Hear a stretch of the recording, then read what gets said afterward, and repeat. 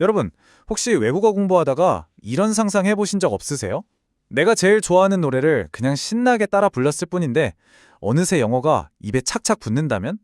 정말 꿈 같은 이야기죠. 글쎄요, 이게 그냥 상상만은 아니었던 것 같아요. 실제로 이런 아주 독특하고 기발한 시도를 했던 오래된 한국 프로그램이 있었거든요.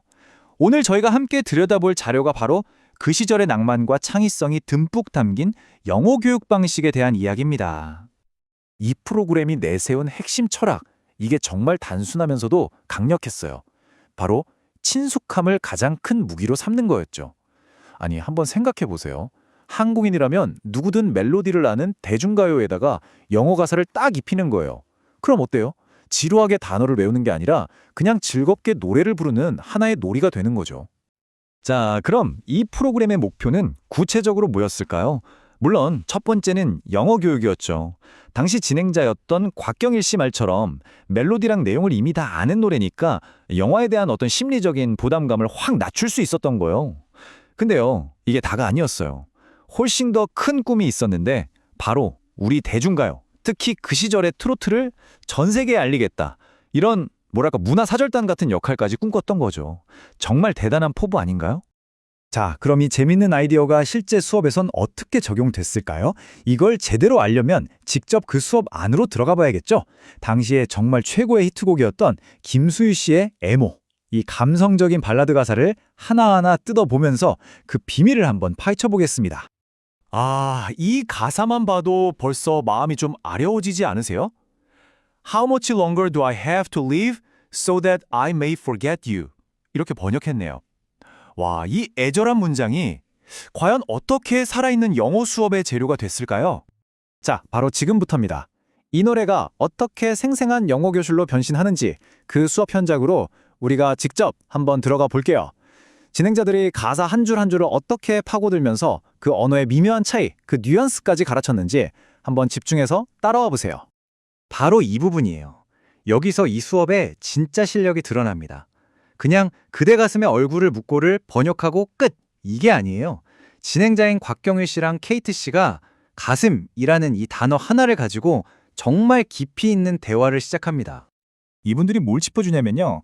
가슴을 영어로 옮길 때 왜 breast가 아니라 chest를 써야 하는지 그 아주 미묘한 뉘앙스 차이를 정확하게 설명해 주는 거예요.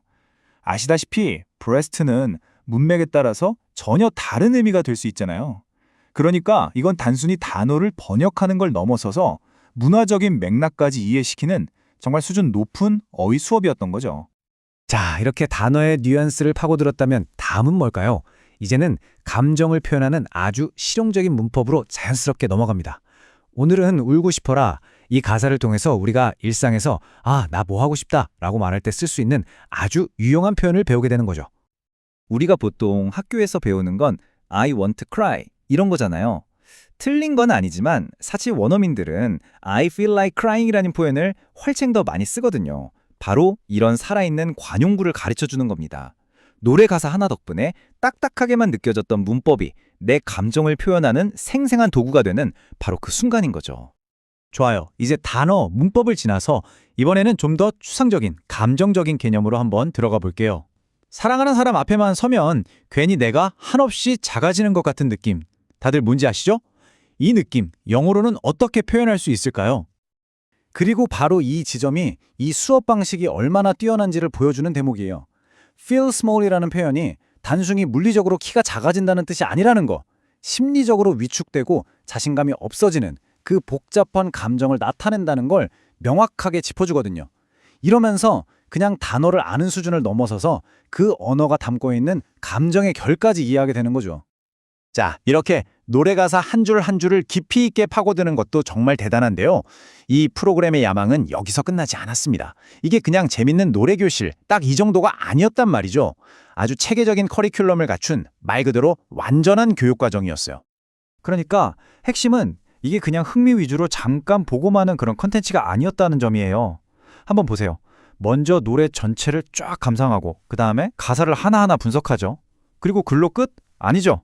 배운 표현으로 직접 회화 연습을 하고 마지막에는 문법 코너로 깔끔하게 정리까지. 이 완벽한 4단계 구성, 정말 진지한 학습을 위해 설계된 거죠. 그리고 노래 분석만 있었던 게 아닙니다. 김혜림 씨하고 제이크 씨가 진행하는 별도의 회화 코너까지 따로 있었어요. 이분들의 목표는 아주 명확했습니다. 딱딱한 교과서는 잠시 접어두고 미국 현지에서 사람들이 진짜로 쓰는 그야말로 살아 숨쉬는 표현들을 가르쳐주자. 바로 이거였죠. 그러니까 이 코너 덕분에 우리가 맨날 배우는 How are you? I'm fine, thank you. And you? 이 틀에서 벗어날 수 있었던 거예요. 대신에 훨씬 더 자연스럽고 친구한테 쓸 법한 인사들, 예를 들어 What's up? 이나 How's it going? 같은 표현들을 언제 어떻게 써야 하는지 알려준 거죠. 어때요? 훨씬 더 생생하게 들리죠? 자, 지금까지 이 독특한 교육 방식의 매력을 흠뻑 느껴봤는데요. 이제는 한 걸음 뒤로 물러나서 이걸 좀 더 객관적으로 분석해 볼 시간입니다. 아시다시피 어떤 방법이든 강점이 있으면 또 분명한 한계도 있기 마련이니까요. 근데 참 아이러니하게도 이 교육 방식이 가진 가장 큰 한계는 다른 누구도 아닌 바로 진행자 자신의 입을 통해 드러납니다. 그게 뭐냐면 언어와 문화 사이에 놓여 있는 도저히 번역으로는 메꿀 수 없는 그 깊은 간극의 문제였어요. 예를 들어 노래 제목인 에모를 에펙션으로 번역했는데 이게 한국어의 정이 가진 그 복잡하고 따뜻한 느낌을 다 담아내진 못하거든요. 정이라는 게 그냥 좋아하는 감정 이게 아니잖아요. 오랜 시간 쌓인 유대감, 미운 정, 고운 정 다 섞인 그런 정말 한 단어로 설명하기 힘든 개념이죠. 이건 단순히 단어 하나의 문제가 아니라 한 사회의 역사와 관계가 녹아있는 개념은 다른 언어로 완벽하게 옮기기가 정말 어렵다는 걸 보여주는 아주 좋은 예시라고 할 수 있겠습니다. 자, 그럼 이런 분명한 한계에도 불구하고 우리는 이 오래된 낡은 언어 테이프에서 과연 어떤 의미와 유산을 발견할 수 있을까요? 여기서 우리가 꼭 기억해야 할 건 이게 그냥 반짝했던 아이디어 성품이 아니었다는 겁니다. 이건 학습을 지루한 숙제가 아니라 즐거운 경험으로 만들려고 했던 그 시절 교육계의 아주 선구적인 시도였어요. 동시에 우리 문화에 대한 자부심의 표현이기도 했고요. 요즘은 어떻습니까? 인공지능 튜터가 나에게 가장 효율적인 학습 경로를 다 짜주는 그런 시대잖아요. 어쩌면 이런 아날로그 방식은 좀 비효율적으로 보일 수도 있겠죠. 하지만 바로 그 지점에서 이 낡은 테이프가 우리에게 아주 중요한 질문을 던지고 있습니다. 학습이란 게 과연 뭘까? 단순히 정보를 머릿속에 집어넣는 걸까?